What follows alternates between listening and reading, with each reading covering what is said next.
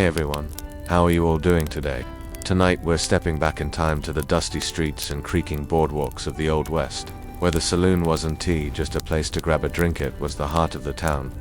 Behind those swinging doors, fortunes were made and lost, friendships forged and broken, and yes, meals were served that could either warm your soul or make you question your life choices.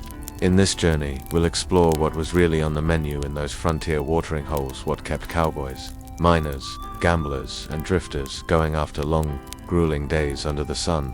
From the humble beans and biscuits to the stranger delicacies of the wild, we'll dive into the flavors, the stories, and the grit that seasoned every plate. So saddle up, pour yourself a strong cup of coffee or maybe a glass of rot-gut whiskey and let us head inside the saloon to see what's cooking. When you picture the Wild West, it's impossible not to imagine the saloon. Swinging doors creaking open, the soft plunk of a piano in the corner, boots scuffing against worn wooden floors, and the smell, a mix of whiskey, dust, tobacco smoke, and something frying in the back that may or may not be edible. For many, the saloon was more than a place to drink. It was the beating heart of a frontier town. A place where prospectors, drifters, ranchers, lawmen, and outlaws could cross paths without a bullet being fired. At least most of the time. It was a bank for gamblers, a job board for cowhands, and sometimes even a courtroom. But one thing was certain.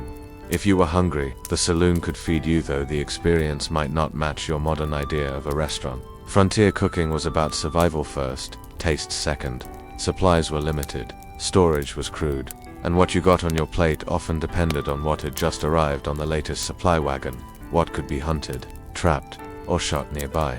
The menu could change daily, sometimes hourly, depending on who was cooking, what was available, and how much the owner was willing to spend. The food in saloons wasn't about fine dining, it was about filling bellies, and for the dusty, sunburned souls who'd spent days riding the trails or weeks mining in the mountains, a hot plate of anything was a welcome sight. If there was one food you could almost always count on finding in a Wild West saloon, it was beans. Pinto beans, kidney beans, navy beans served in a thick stew or slow-cooked with salt pork until the broth turned rich and smoky.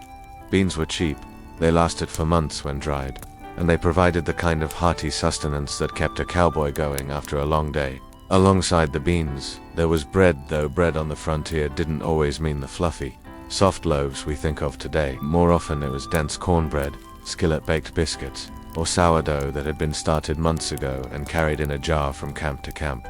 A good cook could stretch a bag of flour and a lump of lard into enough biscuits to feed a room full of hungry ranch hands. And then there was bacon, the holy grail of saloon kitchens. Salted, smoked, and fried until crisp, bacon added flavor to everything from beans to eggs.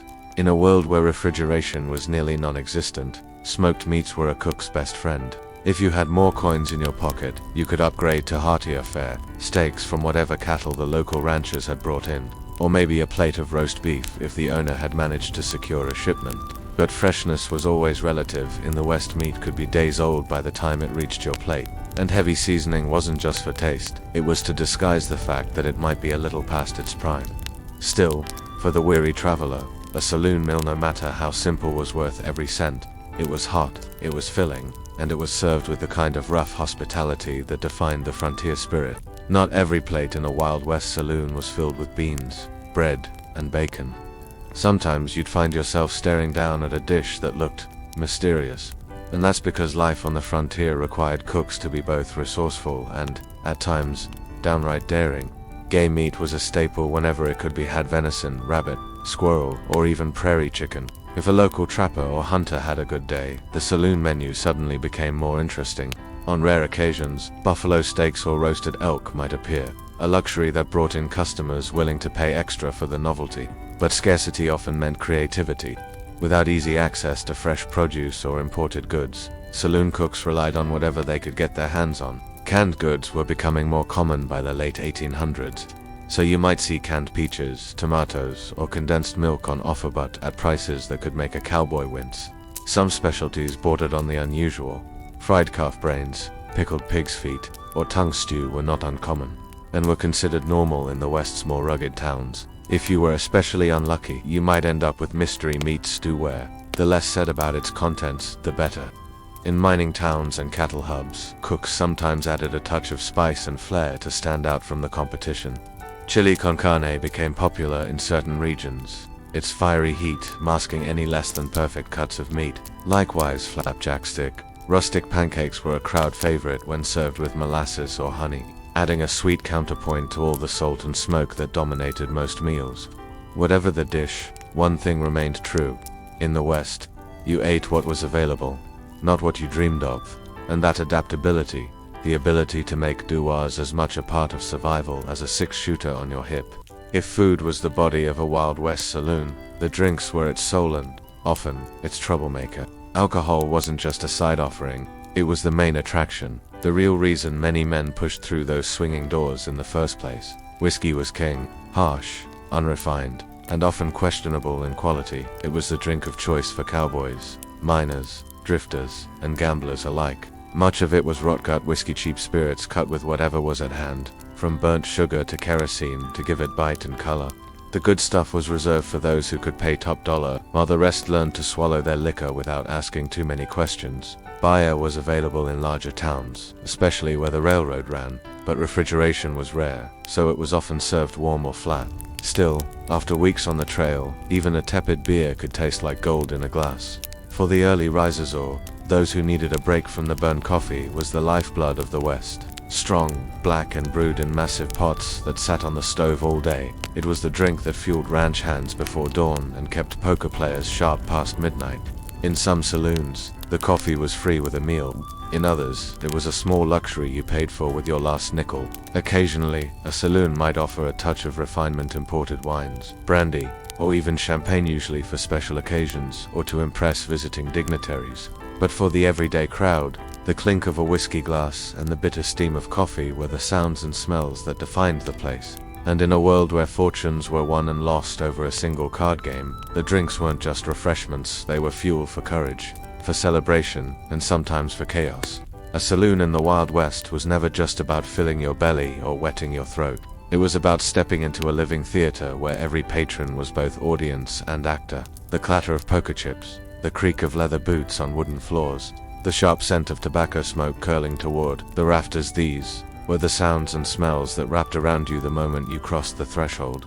Meals were often eaten shoulder to shoulder with strangers. Cowboys fresh from a cattle drive might sit next to a miner still coated in dust from the mountains, or a traveling salesman eager to swap news from the railroad towns. Plates slid across the bar, mugs thudded onto tables, and conversation rolled in waves, from low murmurs over business deals to loud bursts of laughter after a good joke or a well-played hand. Food and drink weren't just sustenance, they were currency.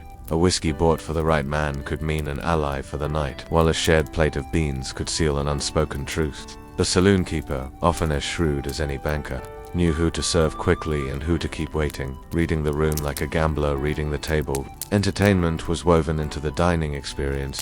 Fiddle players and piano men filled the air with music, while dancehall girls worked the crowd with practiced charm. The smell of roasting meat mingled with perfume and pipe smoke, creating an atmosphere as intoxicating as the whiskey itself. In a land where life was often harsh and lonely, the saloon was a rare place of warmth, light, and human connection.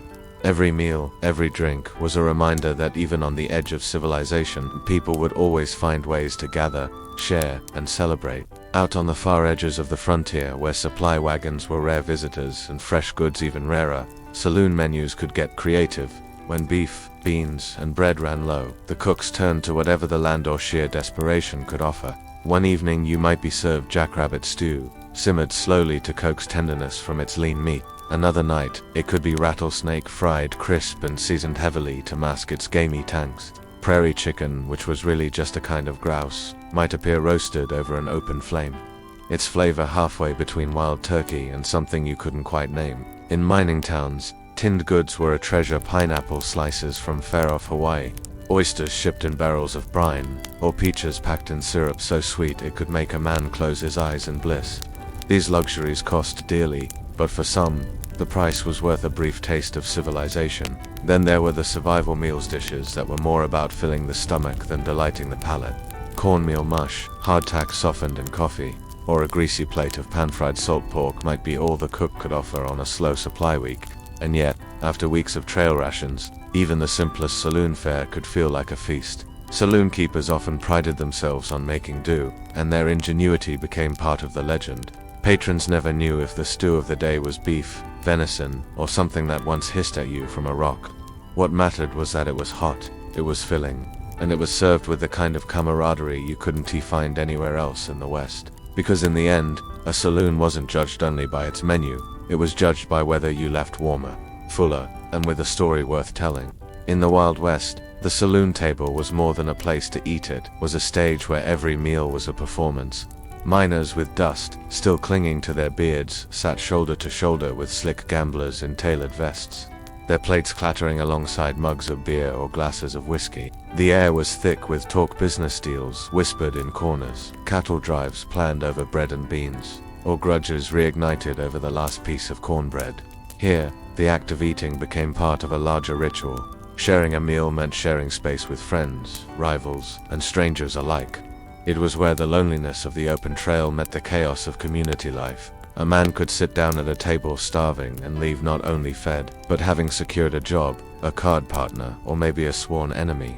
Food was never just food. It was currency, an offering, sometimes even a truce. A barkeep might slide a plate of hot stew to a regular who was down on his luck, trusting that one day the favor would be repaid. In a place where law was often whatever the strongest hand decided, the saloon meal was one of the few constants predictable in its unpredictability. Even the poorest plate had its own kind of ceremony. Bread broken, stew ladled, mugs raised. It was a rhythm that connected cowhands, prospectors, and townsfolk in a shared, unspoken agreement. Out here we survived together. The saloon's kitchen, for all its chaos, was a quiet engine of this world. And though no menu could truly tame the wilderness, every meal was a reminder that civilization, however rough, was trying to take root in the dust. The taste of saloon cooking was unlike anything you'd find in the polished dining rooms back east. Every bite carried the land in its grit of wind-blown dust. The temps of smoke from mesquite fires, the boldness of spices meant to mask the toughness of meat that had traveled too far or waited too long. Coffee was brewed strong enough to keep a cowboy awake through a double shift on night watch. Beans simmered for hours, thickened with salt pork or beef scraps, their flavor deepened by the slow patience of the cook who knew there was no rushing hunger's cure. Fresh bread was a rare luxury, often replaced by dense biscuits that could survive weeks without spoiling, yet softened beautifully when dunked into gravy or stew. Some nights, the kitchen dared to surprise a pie made from wild berries gathered near the river, or fresh trout brought in by a customer who'd spent the day fishing instead of working. These were the moments when saloon fare became more than survival, it became celebration. Every dish told a story, of cattle drives that ended in town, of railroad shipments that finally arrived, of the skill and stubbornness of cooks who made do with what the land and circumstance allowed. Even the mistakes of stew to salty, bread to tough were accepted with a shrug. Out here, perfection was less important than plenty. The saloon table wasn't about fine dining. It was about the shared warmth of a hot meal after a long, cold ride. It was about the comfort of knowing that no matter how unpredictable the day had been, you could end it with something hearty in your belly and a roof over your head, even if just for a night. In a Wild West saloon, a meal was rarely eaten in silence. The clatter of plates mixed with the lively tinkling of a piano, sometimes accompanied by a fiddle or harmonica, each note rising above the murmur of voices and the rattle of poker chips. The air was alive with competing scents: fried meat, cigar smoke, spilled whiskey, and the faint perfume worn by the saloon girls as they wove between tables, offering smiles as carefully measured as the drinks they served. It was in tea uncommon for a bite of bread to be interrupted by a shout from the card table or the scrape of a chair on the floor as tempers flared. A man could come in with nothing but dust in his pockets, win a hand of poker, and be ordering steak within the hour, or lose it all and be escorted out before finishing his beans. The food itself played a quiet but crucial role in the social ballet. A shared stew could bridge the gap between strangers. A plate of biscuits could smooth over a tense negotiation. Even the cheapest meal offered a chance to sit, breathe, and take stock before stepping back into the unforgiving world outside.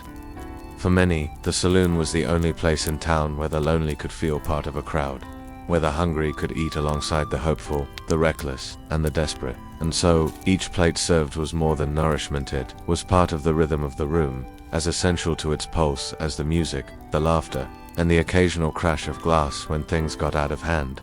If the bar was the stage, the kitchen was the engine room of the saloon, a hot, noisy, chaotic space, hidden behind swinging doors that flapped with every hurried step of a server. Here, the real magic happened, though magic often looked like sweat, smoke, and the constant clang of iron skillets. The cooks of the frontier were a breed unto themselves. Some had once been trail cooks on cattle drives, used to making a meal for 50 men with nothing but a fire pit and a dented pot. Others were immigrants bringing with them flavors from far-off lands: Italian garlic stews, German sausages, Mexican chiles that set the mouth ablaze. These influences mingled in the kitchen like languages at a crowded dock, each dish a reflection of the West's restless mix of cultures. Ingredients were often unpredictable. A shipment of flour might be delayed for weeks, forcing the cook to grind cornmeal by hand. Meat could be anything from fresh beef to last night's jackrabbit. If the beer keg ran low, coffee might be brewed stronger to keep customers lingering. Improvisation wasn't just a skill, it was survival. Temperatures inside the kitchen soared, especially in summer, when the air felt thick enough to chew. The smell of smoke clung to everything: clothes, hair, skin. Burns and scars were common badges of the trade. And yet, despite the hardship, there was pride in feeding the town's drifters, ranch hands, gamblers, and even the occasional lawman who needed a hot plate more than a stiff drink. Behind those swinging doors, recipes weren't written down, they were lived, adjusted, and passed on in stories and habits. A pinch of this, a fistful of that. A cook's reputation wasn't measured by elegance, but by how quickly the plates came back scraped clean. Long after the last cattle drive ended and the sound of spurred boots faded from the boardwalks, the food of the saloon refused to vanish. It lingered not only in recipes but in memory, in the way people spoke about the Old West. To many, the saloon table became as much a symbol of frontier life as the six-shooter or the wide-brimmed hat. Western novels romanticized it. The poker game in the corner, the piano playing ragtime, and the steaming plate of stew placed before a weary traveler. Hollywood took the image and fixed it forever in the public imagination: cowboys nursing tin cups of coffee, outlaws tearing into slabs of meat, dancehall girls picking at biscuits between sets. The reality had been far more practical, sometimes far more desperate, but the legend preferred it this way. Some dishes made the jump from necessity to tradition. The thick chili served in enamel bowls at rodeos, the beef and bean stews at country fairs, the cornbread in cast-iron pans at ranch gatherings. Cavering soul carried the DNA of saloon kitchens. Even the habit of serving strong black coffee with dessert, a quirk of cooks trying to keep patrons awake and gambling, endured in diners across America. In truth, the saloon menu was a mirror of the West itself: resourceful, adaptable, unpretentious. It was food meant to keep you moving, whether that meant riding another 100 miles facing a long shift at the mine, or simply surviving one more night in a town where the sheriff's badge was just another piece of silver. And so, even now, when we speak of the Old West, the flavors are never far behind. The clink of glasses, the smell of wood smoke, the taste of pepper in a stew, they belong to the mythology as much as the guns and the gold. Because, in the end, the West wasn't just won with bullets. It was sustained bite by bite over the worn tables of the saloon. Every saloon worth its salt had a story or two about a special recipe known only to the cook or so the barkeep claimed. Sometimes these were genuine family secrets, passed down from a grandmother's kitchen back east or a campfire along the cattle trails. More often, they were just good marketing. One establishment in Dodge City was said to serve a stew that had been simmering for 10 years straight, with the pot never once emptied, just topped up with whatever meat and vegetables came in that week. Patrons swore the flavor was unbeatable, though others suspected that anything cooking that long would taste like the pot itself. In Deadwood, a famous barkeep insisted his chili recipe had been given to him by a traveling Mexican bandit as payment for a safe night's lodging. Whether true or not, the story kept customers curious enough to order a bowl, and in one Nevada mining town, the Friday special was said to contain a secret ingredient so mysterious that bets were placed on whether it was beef, bear, or something caught in the saloon's own backyard. These tales, half truth, half invention, were part of the charm. Food in the Wild West wasn't just about flavor. It was about the stories that clung to it like wood smoke on a jacket. A good yarn could make a mediocre stew taste memorable, and a mysterious secret ingredient could keep a man coming back week after week just to guess at it. And so the legend of saloon food grew, fed as much by rumor and exaggeration as by the actual meals themselves. Because in the end, the West thrived not just on grit and gunpowder, but on stories told over steaming plates in dimly lit rooms, where the line between truth and fiction blurred with every sip of whiskey.